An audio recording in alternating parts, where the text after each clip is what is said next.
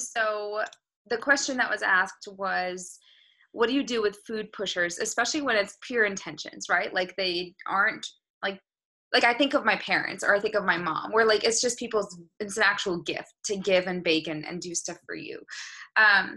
I think one thing I did very intentionally in the very beginning of my health journey was I just shared with people my goals. And it wasn't just weight loss goals. It was really practicing self-control and knowing when I'm eating mindlessly and when I'm eating intentionally. And so there will be times that I'm going to, say no thank you to things, and it's not to say I will never have them. It just might be in that moment that I know I'm not going to be able to enjoy it mindfully, or I'm genuinely not hungry for it. And so I just explained to people as best as I could, but I also had to remember that I'm not here to try to I think that there comes a point where we try so hard to explain ourselves to people because we want approval or acceptance. And I don't need their acceptance. So I would say my part. And if they chose to understand that, great. If they didn't, that's on them. And so I feel like I'm at the point now with my in-laws where they know, she offers brownies, she offers all the time. And she knows that I'm going to say yes or no. And she will take either answer. And cause sometimes I do say yes. And I plan, I know when I go to her house, she will always have dessert with her meals. And so there are some times I'm like, today I'm going to plan for it and eat my meal without an FFC to save for it. And then there will be times where I just choose not to, like yesterday, and just say thanks, but we're good. She sent them home with us, which is fine.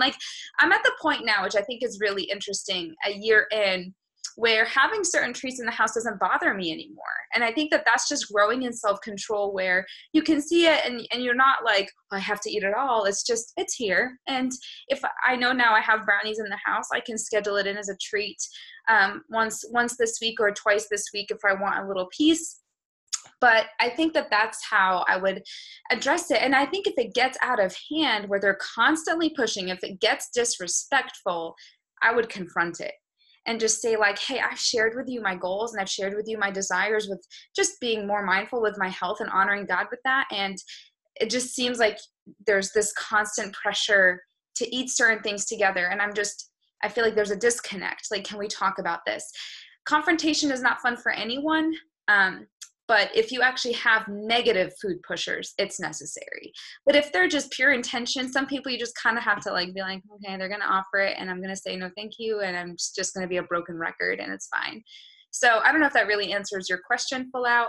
But I think what you did with your event was perfect. You know that there's food there every time, and now they know that you're probably going to be the girl that comes and drinks decaf tea the whole time. And that's okay. Of decaf coffee, that's fine to be that person. I don't care what people think of me if I am that person that comes to lunch events at church. I literally go to these events all the time and I don't necessarily eat anything because I have my shake before I go. So I just drink water or drink tea, and that's fine with me, So I think it just kind of comes down to you being confident and Godfident in the track that you've chosen, and just use your yeses and nos wisely for your meals. I think a lot of people eat out of pressure, or just because it's there. You're showing them a way that many don't actually know. And that's why I think To Be Mindset is one of those things that is so powerful to actually share with people. You've got a gift. You are given a gift of actually setting your mind free when it comes to food. And so when you're talking to a lot of people who might still be in bondage, not even knowing it, it's going to clash. And so I just really see it as an opportunity to educate and just say, I'm just in that season where I'm really learning how to take every thought captive and make every decision with intentionality. And so, and I'd love to talk to you about it if you're up for it. Literally, you don't have to be a coach to do that. If coaching is not something you guys want to do, you can still tell them and bring them my way, because I still think that this is something so many people need. Have not found a better nutrition approach, quite honestly. So I hope that helps. You're muted. Hold on. Okay, go. Oh, you're still muted. I don't know how to fix it. Unmute. Okay. There you go. So yeah, I think I like what you said about I mean, I like everything that you said here, but I think what really sticks with me is self-control, because I'm really not in the place of like fully having self-control around, because and that's what I've been learning about myself too, all or nothing for me. Like, I'm not quite there where I could do like one bite to taste. Mm-hmm. I just can't, like, so it's like either I'm like, yeah, I will eat this whole donut, right? Or I'm not gonna eat any part of it. Mm-hmm. Or like, kids bring stuff all the time to school for like birthdays, right? Like, I can't eat a bite of a cupcake. That's just not gonna happen. Like, I'm gonna eat the whole thing. So I have to say, like, I'm not gonna eat this. I don't need this cupcake right now. Like, I can take it and throw it out later when they can't see. But like, even saying that to somebody, like, I'm really trying to work on self-control and choosing to be mindful about when I have a fun treat. And so I'm just going to pass right now. Mm-hmm. But thank you for offering. Yeah. And just kind of like leave it there. What do you think of that? Yeah. Listen, you can't. And then you're right. Like, not everyone's going to accept that, Mm-hmm. But And it's that's not, okay. like, I realized yesterday, like, if I would have ate out of pressure, like, my friend brought me this ice cream and immediately I was like, oh, well, I'm trying to lose weight. And she's like, I know, here you go. And I'm like, no, I'm not going to eat that. And it's like, she didn't care. She like threw it out. But that would have stuck with me the whole day, feeling like, man, why did I do that when I didn't want to? Mm-hmm. Yeah, And I was absolutely. like able to say, like, I'm glad that I said no. And I don't think it really bothered her at the end of the day. I don't know if she even remembered, Mm-hmm. but it would have bothered me a lot longer. Yeah, right. Absolutely. So. Yeah. So I'm actually going to transition us, because part of the discussion, I'm going to pin the video here for a second. So what I wanted to kind of share with you guys today is the danger of autopilot, which I think actually, Andrea, you pretty much hit on. And that's reminding people that, most of our day, 38% of our day, according to statistics, is spent in autopilot. And I don't know if I shared this with you guys before, but a research study surveyed more than 3,000 people online between like ages 18 and 60 years old in the UK. And the study was commissioned as part of like a Spend It Well #movement. Basically, like for people to make the most out of every moment of their lives. And here's what stood out in this study: that we spend most of our mornings in a mindless state. And the decisions we're most likely to make on autopilot include choosing an outfit, making weekend plans, what path to take to work, what to eat, and especially it said when lunch or dinner rolls around. Surprisingly, we're more mindful about breakfast decisions, but lunch and dinner we get more autopilot-like. And I thought that was really fascinating. And while we're in that like numb frame of mind, because autopilot, you are kind of numb to the world. We're letting a lot of things slip, and we're agreeing to a lot of things without really thinking them through. So whether you're agreeing to plans that you actually may not have time for, or whatever. And around 44% said that while they were on autopilot, they forgot something, okay? 20% failed to listen well to other people. 25% agreed to go to social gatherings they knew they wouldn't actually make it to. And around 76% said they recalled moments when they think they weren't using their time wisely. And 61% said they play it safe in terms of patterns and decisions. And I just thought that again, was really interesting. Around 47% of the people surveyed reported agreeing to something 4 times each day, while more inclined to say no. Around 47 people said that they agreed to something 4 times every day that they would have otherwise been more inclined to say no to.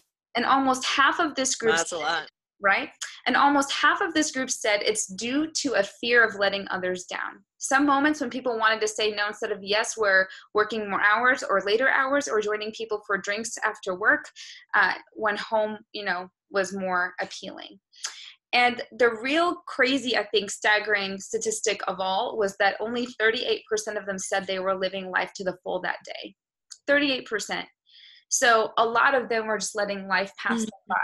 And these statistics really shocked me, because I think when we look at 2B mindset, when we look at just in general, what does it mean to have a healthy relationship with food and be more intentional and be more mindful and inviting God into our health journey if we really are taking every thought captive and we're learning to rejoice in the day that the Lord has made, not living in tomorrow because that has its own worries. We don't need to worry about that, but actually living in the moment of the day, we would make different decisions. We just would. Like, that is proven in that statistic and that study, that we would live differently if we actually lived moment to moment. And something I've learned about myself is I actually don't live in tomorrow too much. I just live in the next assignment of today, which I didn't realize was a problem until I read this and until I actually was digging deeper into the book of Corinthians, that how, wow, that is just as messed up in some ways. Like, it's not bad to plan. It's good to be prepared and planful. But when I'm literally constantly living in 2 p.m. and 4 p.m., I'm missing out on 9 a.m. and I'm not being present here. And I'm maybe starting to stress eat thinking about what's happening later today or whatever. And so I just want you guys to be cautious of every moment of the day is a gift that God has given you. It's more breath in your lungs to be intentional with your time. And really, before making a decision, ask yourself, wait a minute, am I fully present making this decision? Have I weighed out the consequences? Am I chasing down that decision of how will I feel 10 minutes from now, an hour from now? How will I feel after this? And that's the same with food, water, but it's outside of just food and drink. This is everything. And the piece that I wanted to kind of attach to this was talking about how we as a culture tend to try to numb ourselves. So autopilot is when your mind is numb, but we also numb ourselves out when we're just tired. Maybe we turn to Netflix or shopping, another bowl of ice cream, even over exercising, even novels, social media scrolling, napping. Numbing out provides momentary comfort for us when we're really tired and stressed out. But the only person that can ultimately satisfy us is the only great comforter himself. And that's what I was reading today. That was actually in Galatians, just all about how, he is the source of our comfort. Even in our greatest sufferings, he is our greatest source of comfort. There's nothing wrong with Netflix and shopping and doing those things. It's not the thing in itself. It's when we turn there over and over and over again to avoid facing our feelings, and then suddenly a good thing has become a God thing. It's become an idol. And so we might have those things for immediate gratification, but they can never actually love us back like God can. Food can't love you back like God can. Neither can social media. Neither can shopping, okay? We all have a void that only Jesus can fill. And so trying to numb it out constantly with a false God is only going to leave you wanting more. Ephesians 5:10-20 in the Message says, figure out what will please Christ and then do it. Don't waste your time on useless work, mere busy work, the barren pursuits of darkness. Expose these things for the sham they are. It's a scandal when people waste their lives on things they must do in the darkness when no one will see. Rip the cover off those frauds and see how attractive they look in the light of Christ. Wake up from your sleep, climb out of your coffins. Christ will show you the light. So my biggest thing for you ladies today is that when you are tempted to avoid, to stuff, or to numb out, feel what you need to feel your feelings, but just don't trust them. Instead, expose them, listen to God's voice, and speak his truth over your life instead of trusting the lies of the enemy. Because Satan doesn't care what we numb out with. He just wants to distract us as much as possible and make us turn to anything other than God. So we have to be aware of his schemes and his tactics. So maybe you go for a walk and you listen to worship music. Maybe you pray. Maybe you call a friend. Maybe you open his word. But ultimately, we need each other. We need the accountability, journaling, scripture to declare his promises over our lives. And so the point of today is just being mindful of when you're on autopilot, because it's more often than you realize, and then be mindful when you choose to numb out. Autopilot may not be something you choose. It's just a default that you have to kind of fight against often until you break it. But we often choose to numb out every day in some way. We sometimes do choose autopilot. And so I think if you really want your health journey, your food journey to be an area where you're constantly growing and thriving and victorious, that means that you can never let your guard down in terms of not caring and letting your mind get numb. And I think sometimes we prefer numbness because we want to avoid the conviction. But at the same time, God is quick to convict because he wants to restore, not condemn you. And so Satan may convince you that, oh, I'm going to accuse you so I can, but now you can turn this like temporary pleasure. But what he is actually wanting to do is keep you down as long as possible. And so we have to just basically stay humble to being corrected and placed back on the correct path. Food is just one part of this whole thing. Okay. So this group, to be mindset, eat for his glory. It's just about honoring God with the way that we eat, but we have to zoom out, because if we start to honor him and let the Spirit guide and direct in every part of our lives, this just becomes another way that he has control over us, because the fruit of the Spirit is just that. It's self-control, and it's from him. And so that's just kind of a reminder today that I think a lot of us try to force ourselves to learn self-control when it's literally impossible without the Holy Spirit. It's one of the characteristics of God. A lot of people ask, why are the fruit of the Spirit? There's many of them, but it's fruit versus fruits. I want you to think of one branch with a cluster of grapes. It's Jesus and his characteristics, but it's one fruit. It's him. And then you have love, joy, peace, patience, kindness, goodness, faithfulness, and self-control. You've got all the grapes, but it's on this one branch. And so it's impossible without the Holy Spirit. This journey is impossible without Jesus. You need to be constantly praying and mindful of, like, God, give me the self-control to make the best choice in this situation or in this moment. It's a constant reliance on him. He is with you and he's in you, and you're able to ask for that kind of power. So that's just a reminder, when this journey starts to get too hard, it means God's not the center of it anymore. It means you're trying to make it work with your hands rather than constantly surrendering and then putting in the effort, surrendering and then putting in the effort. It's this constant like dance of surrendered effort. So I hope that kind of gives you guys just some awareness moving forward as we continue. And if you guys ever have questions, you can also let me know.